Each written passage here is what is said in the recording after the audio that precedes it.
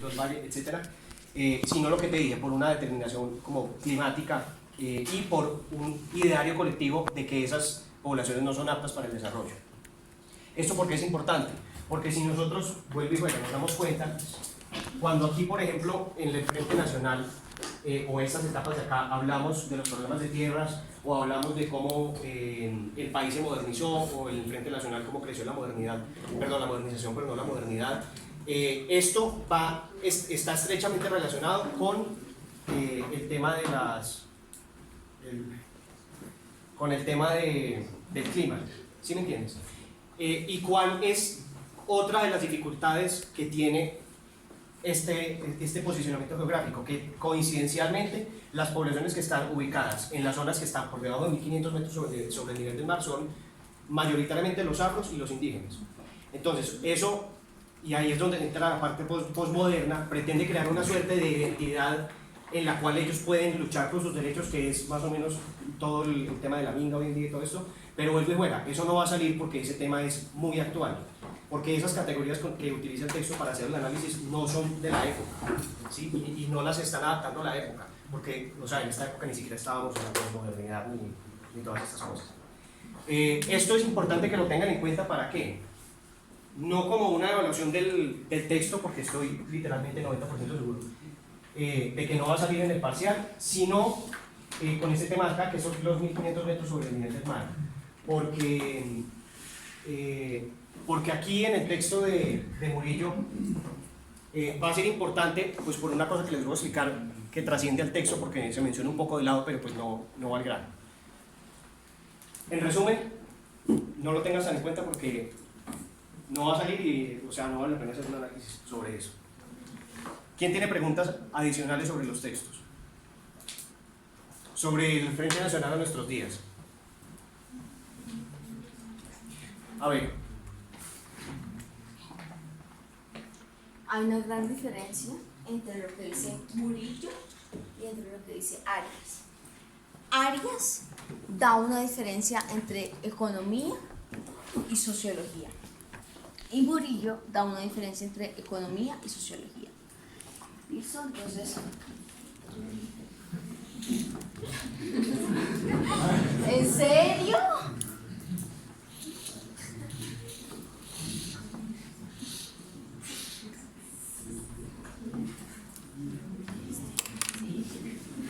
Hay una diferencia importante en lo que dice Adriana Maya, y es que la etnología no es solamente lo que nosotros creemos que somos, sino simplemente lo que nosotros realmente somos, o sea, lo que nosotros realmente, por lo que nosotros realmente nos sentimos representados, ¿saben? Entonces, la sociología, y es la diferencia grande entre Arias y Murillo, y es nosotros realmente en Murillo nos sentimos representados por lo que realmente sociológicamente somos, y en Arias realmente por lo que económicamente somos. Entonces es importante que ustedes tengan la diferencia para el parcial del lunes, que realmente Murillo hace una diferenciación entre lo que, aun si nosotros nos sentimos, aun si nosotros somos una raza X o Y o Z, somos a lo que Arias dice que nosotros realmente somos. No sé si alguien me entiende. ¿Tú me entiendes? ¿No? Bueno, es lo que Adriana hoy decía en la clase, y es que etnia es igual a territorio y es igual a confesión. No lo dijo textualmente Adriana, pero es como más o menos lo que nosotros podemos entender por religión, y es que realmente nos entendamos significativamente como representados por lo que somos. Si somos amberas porque creemos en nuestra situación, económica, social, cultural de amberas. ¿Sí saben? ¿Sí saben? ¿Tú me entiendes? ¿No? Listo. Dame. De pronto es lo de que Arias presenta como más la cultura y no la Exacto. parte política de la Totalmente. identidad política. Exacto, yo puedo ser una mujer morena, de raza, con afro y con las cualidades que quieran de raza, pero es como yo me siento realmente representada por ser ambera, por ser una mujer realmente de raza. Es eso, es que Adriana decía como etnia es igual a religión más un contexto sociocultural, y es eso, es realmente que nosotros nos estamos representados por algo que somos étnicamente y culturalmente. Entonces no es solamente que yo me pare acá a decirles que soy una mujer blanca o del color que sea, sino que realmente cumpla los requisitos de una sociocultura que me represente y que haga como caso o ocasión a mi sociocultura y a mis arraigos indígenas que me permiten realmente ser quien quiero ser. ¿Sí me entienden? ¿Sí? Bien. Entonces es eso, como que realmente la raza o la religión y lo que hablaba Adriana de la etnia es territorio más cultura. Entonces en ese sentido no es realmente que yo diga, ay sí, soy un indígena que viene de Quintín-Lame, sino realmente soy una persona que me siento representada por su cultura y me siento representada por su cosmovisión y me siento representada por su raza y por sus tradiciones. Entonces eso necesito que por favor lo tengan muy en cuenta para el parcial. Como que realmente no es una ayuda o un gran salto hacia la modernización ni hacia la modernidad, sino realmente es yo me siento representada y me siento que soy una mujer capaz en mi modernidad de ser una persona que me representa ciertos valores y ciertas capacidades que me hacen ser de la etnia o de la cultura que cualquier persona represente, pero es la subjetividad de una etnia muy específica, y es lo que quiere que Adriana tengan en cuenta en todos sus textos, como que realmente no pasen entero y no digan como, ay sí, la modernización llegó o la modernidad llegó por X o Y cultura, sino realmente, porque es que en el mundo jurídico se encuentran muchas personas que realmente dicen, ah, yo me siento representada porque soy un poquito de piel oscura por X o Y o Z modernización o X o Y Z modernidad que realmente no me representa. Entonces es eso lo que quiere que Adriana tengan en cuenta, que realmente hay X o Y Z modernidad que me permite representarme como un individuo único que es capaz de exigir ciertos derechos y ciertos valores y ciertos deberes que la modernidad propia por el ser representa. ¿Sí me voy a entender? ¿Tú tienes una pregunta? No, pero es que siento que aquí hay como una circularidad. ¿Cuál? Pues porque sí, bueno, pero sí hay modernidad, una modernidad que me permite, es decir, modernidad en el sentido de que hay un reconocimiento de los derechos que me permite pedir unos derechos, que si modernidad ya tengo esos derechos, estoy pidiendo. Entonces, es decir, como que las premisas y las bases de que yo pueda pedir esos derechos, tenga derecho a pedir esos derechos, pues ya los tengo. Pero esos derechos te hacen parte de una obligación. ¿Sí me entiendes? O sea, Sí, como hay un derecho, hay una obligación. Y esa obligación es ser constructor, ser una persona que humanice, una persona que individualice esas obligaciones que una persona tiene por ser acreedor de sus derechos.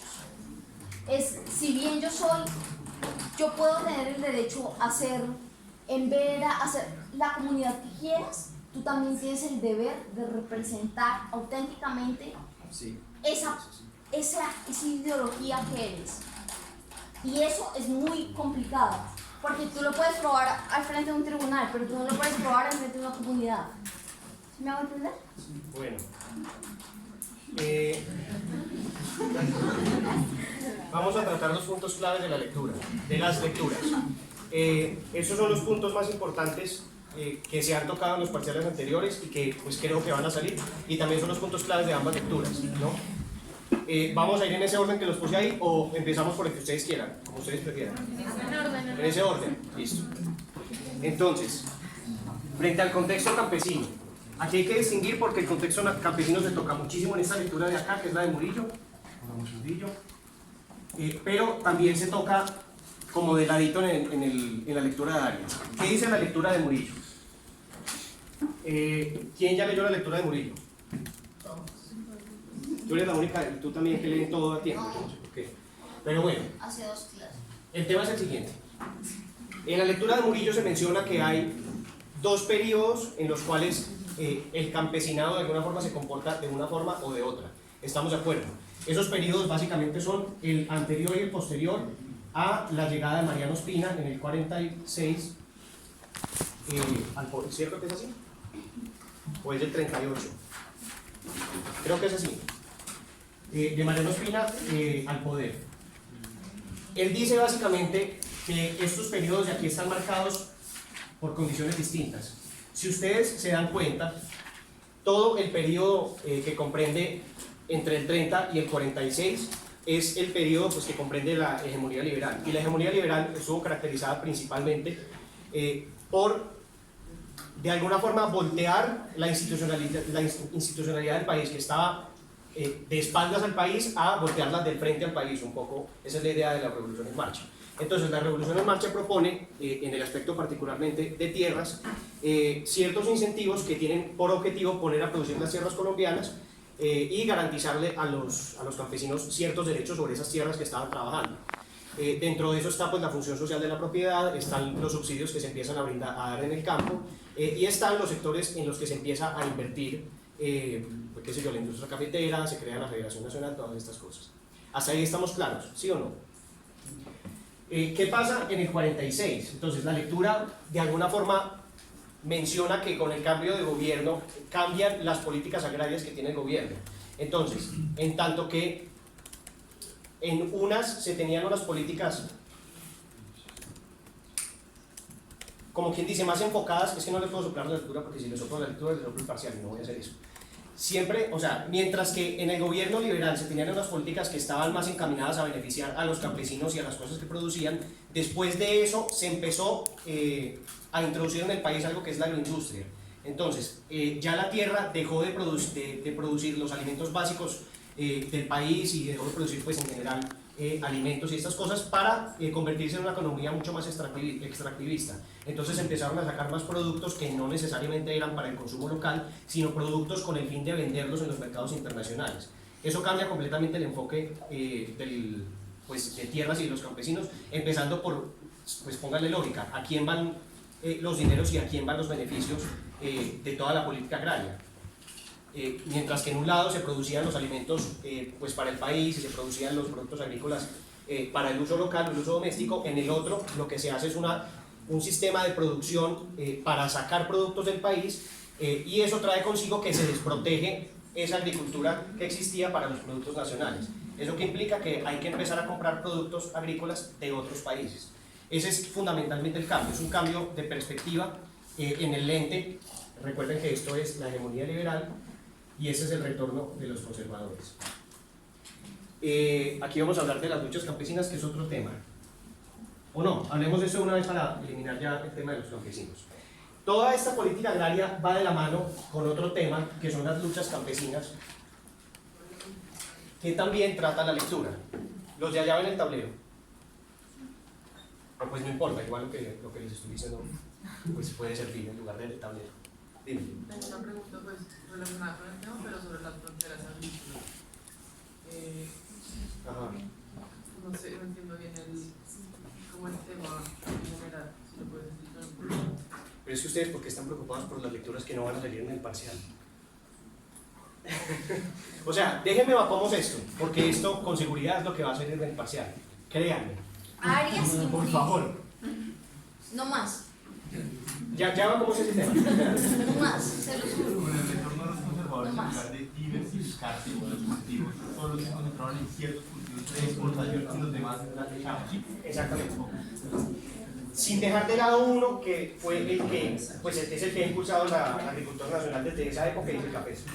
O sea, eso tienen que tenerlo claro, porque el café ha estado, digamos, transversal en la agricultura colombiana. Pero hay otros productos como el algodón y todas estas cosas que, a ver, pasaron a ser más productos agrícolas para la industria y se empezó a invertir más en maquinaria que productos para el consumo humano. ¿Sí me entienden? Eso es una de las diferencias, pero eso está mucho más detallado en el texto. Ah, bueno, nota, pasa lo mismo que con el parcial anterior. Si ustedes se dan cuenta, el texto está por subtítulos y las preguntas están por subtítulos. Entonces, para que no se confundan, no se enreden ahí. A ver, evacuemos ese tema de acá porque es importante. Perdón, ese tema de acá. La lectura identifica principalmente tres actores importantes en las luchas campesinas, que son los jornaleros, los propietarios de la tierra y los arrendatarios o quienes las usan. Puede que estén con este nombre, puede que estén con otros, eso se los dejo a ustedes porque tienen que leer, porque si no les soplo el parcial. Ya van a ver por qué se los digo cuando lleguen al parcial. Entonces, ¿qué pasa? Un jornalero es una persona que hace ¿qué? Exactamente. Entonces, lo que hace es trabajar un día y le pagan lo que es el jornal, o sea, le pagan el día. Estas personas que estaban haciendo, estaban trabajando pues en una parcela de tierra, ¿sí o no? Hasta ahí estamos claros. Los propietarios de la tierra, ¿quiénes son? Pues los dueños de esta parcela, que no son necesariamente, y por norma general, ni los que habitan la tierra ni los que la ponen a producir. Eso está claro, ¿cierto? Aquí hay otros temas que son los colonos. Los arrendatarios de la tierra, ¿quiénes son? Son personas que le arriendan a estos de acá, o sea, le pagan un arriendo de la tierra para poder explotar esa tierra, pero no son propietarios de esa tierra. ¿Estamos claros? ¿Sí o no? Y los colonos son personas que llegan a esta tierra, no tienen ninguna relación con estos y la ocupan con el objetivo de adquirirla, o sea, de ser propietarios en un futuro de esa tierra. Los colonos. ¿Cuál es el problema acá? Se los voy a decir muy rápido y después entramos a detallar. Los jornaleros quieren que les paguen más. Los propietarios quieren hacer respetar su derecho de propiedad y por ende que esta gente le pague más. Los arrendatarios. Los arrendatarios consideran que están trabajando la tierra sin obtener ningún beneficio porque no son propietarios de esa tierra. Entonces sienten de alguna forma que esa situación es injusta. ¿Sí? Y vuelvo y juega, las condiciones en las que se desarrolló el campo no les permitía tampoco ahorrar y comprarle la tierra al propietario.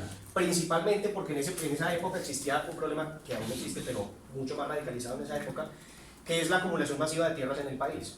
Entonces, lo que pasa usualmente es que, imaginen que esto es el 70% de las tierras del país y aquí hay un solo tipo, un propietario que es dueño de todo esto. Entonces ese tipo estaba dividiendo su tierra así y en cada uno había una arrendataria. ¿Sí me entienden? Esa es la lógica más o menos de cómo funcionaba en la época. Y el colono lo que le interesa es adquirir la propiedad de la tierra sin que lo molesten para eso. Eso tiene una herramienta legal que se llama prescripción. Pues luego es legal, no hace falta que ustedes se lo sepan, pero básicamente consiste en que si ustedes están en una tierra o en una propiedad o en un bien el suficiente tiempo, pues se convierten en dueños de esa tierra, ¿sí o no? Eso está directamente relacionado con un problema y es el problema de los baldíos, que es la tierra que es de la nación, del Estado, que no es de nadie. Y por lo tanto, de alguna forma, estas personas o estos actores lo que buscaban era llegar a esos baldíos, ocupar esos baldíos y que se les reconociera la propiedad sobre esos baldíos porque eran personas que estaban trabajando esas tierras. Entonces, básicamente, esa es la problemática. Estos quieren que les paguen mejor, estos quieren mantener su propiedad y abarcar aún más terreno, estos quieren mejorar su estado y pues, su estatus y ser propietarios, y estos lo que quieren es, básicamente, conquistar, es un término como un poco inapropiado, pero es para que me entiendan, conquistar esos baldíos y además adquirir pues, tierras que pertenecen a otras personas que son los propietarios. Esto porque es importante, porque en el parcial seguramente les hago una pregunta pues, preguntándole sobre cuáles son los actores en los problemas de tierras y ustedes tienen que responder más o menos eso. ¿Estamos claros? Ahora, ¿cuál es el trasfondo de esto? Desde la época de la colonia, que Adriana dijo, eso es la colonia porque era no sé qué, pero bueno, si es, o sea, nosotros le decimos la época de la colonia, desde la época de la colonia, habían muy pocas personas que tenían la concentración de tierras en el país. Estas personas solían ser o los españoles o los hijos de los españoles, que por cédula real es una forma pues de conceder un título, era la forma de conceder el título en la época pues, de la corona española y todo eso cuando gobernaban acá, les cedieron esas tierras. El problema es que había gente que era dueña del departamento de Boyacá, pues antiguamente, ya después eso se fue parcelando un poquito más. Entonces, como había tan poquitos propietarios que poseían tanta cantidad de tierra, todas estas personas de acá, estos y estos, pues sencillamente eran personas que jamás en su vida iban a tener la posibilidad de tener un pedazo de tierra y por lo tanto no tenían ninguna seguridad de si este tipo los iba a sacar en cualquier momento o los iba a dejar ahí. ¿Sí me hago entender? Entonces eso genera cierta inconformidad social, pues porque no es que en un pueblo 12 sean dueños de la tierra y 3 trabajen para esos 2, sino que es que en un pueblo 12 sean dueños de la tierra y los otros 200 trabajen para ellos. Y eso obviamente pues genera conflictos.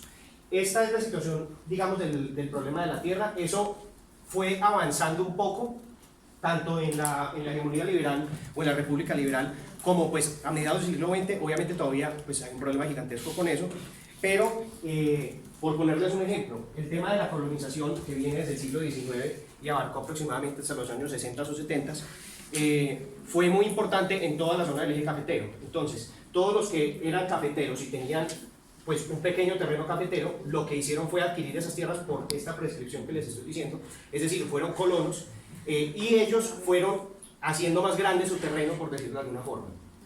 Nuevamente, ¿cuál es la dificultad con este tema en términos generales? Y es que, si ustedes se dan cuenta, estos actores de acá, sobre todo estos arrendatarios, estos jornaleros y estos colonos, eran muy comunes en las zonas de la región andina o las zonas que estaban por encima de los 1500 metros sobre el nivel del mar. Las zonas que estaban por debajo de esos 1500 sobre el nivel del mar tenían este problema mucho más recrudecido, porque eran zonas donde no había inversión estatal, donde muchas veces ni siquiera había estado, y por lo tanto el propietario de la tierra, ¿por qué lo había? Es decir, porque había propietario de la tierra, era de alguna forma como un amo y señor de sus territorios. Imagínense un sistema feudal, donde el señor feudal es el propietario, más o menos así funcionaba, y si ustedes se dan cuenta todavía en las zonas pues, alejadas del Cauca y en las zonas del Putumayo y la Amazonía, todavía funciona así la dinámica de tierras. ¿Por qué es importante esto? Porque es una diferenciación de cómo la intervención estatal en las políticas agrarias ha mejorado el estado de algunos, que es principalmente en la región andina, donde la acumulación de tierras ya no es tanta, y ha, por el contrario, recrudecido la problemática en las zonas que están por debajo de los 1500 metros sobre el nivel del mar, o sea, las zonas no aptas para el progreso, que es donde están todos los escándalos actuales de tierras. Si ustedes, no sé, busquen Río Paila, tierras en el Bichada, y va a salir que Río Paila se apoderó de un montón de tierras, pues brincándose unos topes legales. Y pues el Bichada pues, es una zona que queda por debajo de los 1500 metros sobre el nivel del mar, donde no hay carretera, donde llegar uno se demora 13 horas, etcétera, etcétera, etcétera. Entonces, está claro, ¿entienden más o menos cuál es la situación de los campesinos y de la tierra? Bien. ¿Qué más? Esto ya está evacuado y esto también. Industria y agroindustria ya se los hablé más o menos por encimita, pero básicamente lo que tienen que tener en cuenta es el tema de la industria, cuáles fueron los desarrollos de la industria, tanto desde esta época de acá, sobre todo en la segunda etapa, que es pues, la segunda etapa que menciona Murillo, y es con el retorno de los conservadores al poder, donde empieza a haber más industria, donde se empieza a impulsar todo este tema, como en el Frente Nacional, donde, pues como vimos hoy en clase, la industria tuvo pues, un auge, ¿cómo se llama esto? Metalmecánica y todas estas cosas, la industria automotriz con Sofás y con los grandes pues, productores de carros de la Renault y todo esto. Entonces, detallen más o menos cuáles fueron las industrias que más crecieron en ese periodo. Ya les dije dos, creo que es la industria automotriz y la industria de la metalmecánica, pero hay otras que están en las lecturas. Detallen eso porque se los van a preguntar. Y el tema de la agroindustria es lo que les estaba diciendo. Se invierten unos recursos para tecnificar el campo, pero se deja de espaldas, porque obviamente esos recursos que se invierten y todas estas cosas que se les dio a los supuestamente campesinos, esta tecnología que se implementó en el campo, pues no era para los jornaleros ni para los arrendatarios, obviamente era para los propietarios y eso obviamente tuvo el efecto contrario, y es que recrudeció de nuevo el problema de las tierras, porque entonces esta gente además de ser propietaria de la tierra era propietaria de la tecnología necesaria para explotar esta tierra. Y lo que hizo fue perpetuar el problema, porque entonces hubo más necesidad de que estos jornaleros operaran esta maquinaria sin ser dueños de esta maquinaria. Es el tradicional problema marxista de la propiedad de la tierra y que cede su fuerza de trabajo al dueño de los medios de producción, etc. Si han leído Marx es básicamente lo mismo. ¿Por qué? Porque pues, nuestra sociedad es un poquito parecida hoy en día a como era en Londres, en Londres y en Bélgica en el que escribió Marx. Entonces estamos un poquito 200 años atrasados. Hasta ahora está explotando la revolución industrial en el país. Bueno, no mentiras, pues ya explotó más o menos, pero explotó en Medellín y en Bogotá. Sindicalismo. Este tema es importantísimo porque da cuenta precisamente de esa primera explosión o primera medio revolución industrial que tuvimos en el país. En este periodo surgen, en este periodo me refiero, específicamente a finales de los años 20 y principios, pues toda la década de los 30 y de ahí en adelante, 40, 50 y pues cada vez más. ¿Qué pasó en esa época? Si ustedes miran la Colombia de finales de 1920, nuevamente conecto con el tema del agro, ténganlo presentes. Si ustedes miran la Colombia de la década de los 20, era una Colombia que era predominantemente agrícola, es decir, el grueso de la población vivía en el campo. Hasta ahí estamos claros. Todos saben el por qué, ¿o no? Pues las personas, las ciudades no eran muy grandes, la gente solía vivir en su lugar de origen, no habían sido desplazados, en fin. No había muchas posibilidades de viajar por ningún lado porque el ferrocarril estaba únicamente en la zona andina, entonces alguien que había nacido, no sé, en la mitad del Putumayo, pues se iba a quedar en el Putumayo todo el resto de su vida hasta que se muriera, porque no había posibilidades ni de conectarse, ni de desarrollar nada, etcétera, etcétera, etcétera. Y en general la gente no era muy móvil precisamente porque, y volvemos un poco a Marx, pero esto no es una clase de Marx, lo siento, ni soy marxista. Y es un poco el tema de que el crecimiento urbano y el crecimiento de las ciudades está estrechamente relacionado con el crecimiento de la industria, porque el crecimiento de las ciudades va de la mano de la necesidad de la mano de obra que tiene la industria, cuando la industria surge, ¿sí? Ese fenómeno igualito pasó en Europa, cuando ocurrió la primera revolución industrial y después la segunda, todas las poblaciones rurales empezaron a decrecer y las ciudades crecieron enormemente. Y las familias empezaban a tener pues muchos hijos y los hijos de los niños de 8 años estaban recogiendo carbón y les daba conjuntivitis, se morían, etc. Eso pasó en Colombia sin el carbón ni la conjuntivitis y pasó principalmente entre las finales de los años 20 y toda la década de los 30, ¿sí? Entonces, ¿cuál es el punto clave aquí? Con el nacimiento de la industria en el país, la industria en general son industria textil, en todo el eje cafetero, principalmente en Antioquia, en Medellín y en Pereira. La industria Corona, por ejemplo, que son las losas, las vajillas, todo eso, también en Medellín. Está el tema de las hidroeléctricas, aquí en Bogotá hay una, pero pues la mayoría también están en Antioquia. ¿Qué otra cosa? La industria automotriz, que les estaba diciendo, la industria metalmecánica. Dime. La industria textil, ya la dije. Y bueno, en fin, las industrias que a ustedes se les ocurran, la industria de cementos, la industria de los vidrios, todos esos elementos que tienen fabricación industrial, que antes se importaban, se empiezan a producir en Colombia. Los más básicos, o sea, no piensen que aquí se producían locomotoras, porque obviamente eso era importado, pero los más básicos, que era pues la ropa, los platos, los vasos, las estufas, con en fin, todas estas cosas, se empiezan a producir en el país. Y con esto, pues obviamente se crean las plantas de producción de las industrias, que es un poco como así, le hacen una chimenea aquí, y con eso se incrementa la población de las ciudades, es decir, hay un crecimiento demográfico en las ciudades, o sea, hay un crecimiento urbano. En pocas palabras, eso es lo que ocurre en el tema de las industrias. Y con las industrias viene el sindicalismo. Entonces, ¿alguien sabe qué es el sindicalismo? ¿Saben qué es un sindicato? ¿Saben cuáles son? ¿Sí? Alguien que diga algo, es que soy cansado de hablar. Dinos. Pues se supone que es, digamos, en una empresa ese grupo de personas que se encarga de que se cumplan requisitos, pues... ¿Requisitos o derechos? Derechos. Eso. Para la gente que trabaja en ese lugar, los horarios y todo Eso, exactamente. Entonces, Los derechos. el Estado colombiano garantiza ciertos derechos a los trabajadores. Esta digamos, clase obrera que se va formando en el país, a medida que pasa el tiempo, va creciendo de números. Vamos a ver que esa es la gente que va a votar después por Gaitán, por ejemplo. Los gaitanistas van a ser gran parte de la clase obrera, aunque va a tener apoyo del movimiento agrario. El sindicalismo, básicamente, lo que tienen que tener en cuenta son cuáles son los principales sindicatos,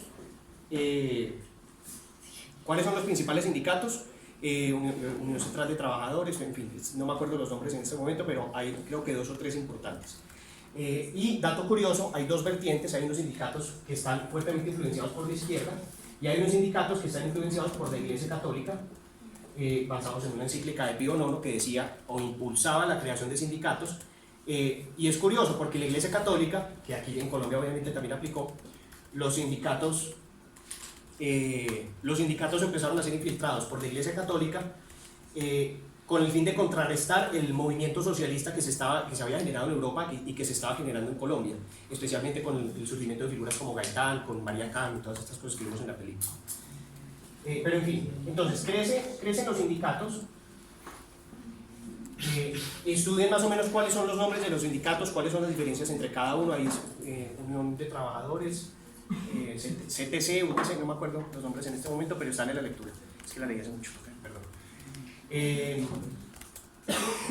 Y obviamente el crecimiento del sindicalismo va de la mano pues, del nacimiento de una clase obrera que, repito, fue la que hizo crecer la demografía del país. ¿Por qué le resalto tanto la mudanza de la población del campo a la ciudad?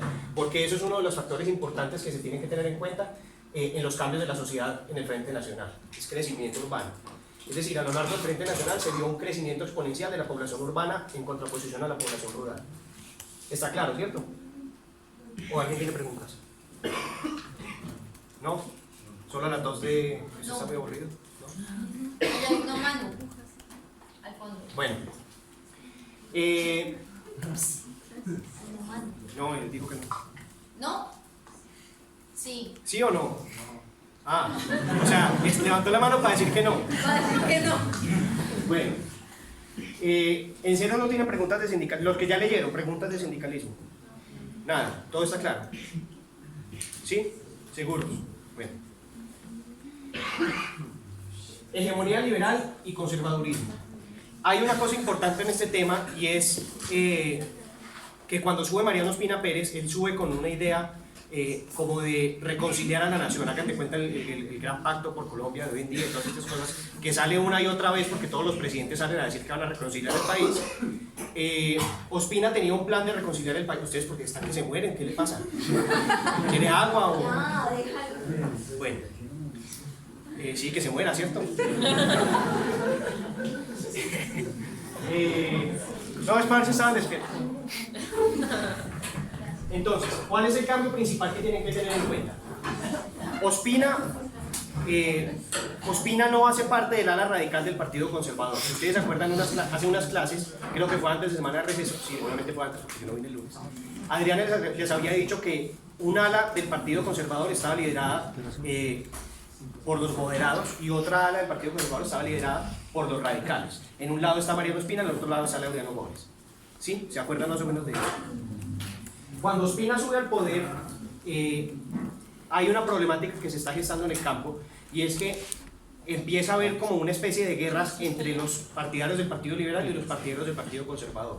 Y con guerra quiero decir que los conservadores estaban un poco matando a los liberales. No porque los conservadores sean malos y los liberales buenos, simplemente se estaban matando, sin importar quién es bueno y quién es malo o quién tiene la razón. Y obviamente los liberales empezaron a hacer lo propio en los pueblos mayoritariamente liberales, es decir, donde había mayoría liberal, había más atentados en contra de los conservadores. Anuncio, no le hagan caso a Daniela, no sé qué le pasa, no sé qué fumó ni qué, lo siento por decirlo así, pero, o sea, ustedes se dieron cuenta, lo siento, no es mi culpa, yo llegué, traje la maleta y volví así, lo siento. Os pido disculpas en nombre de ella.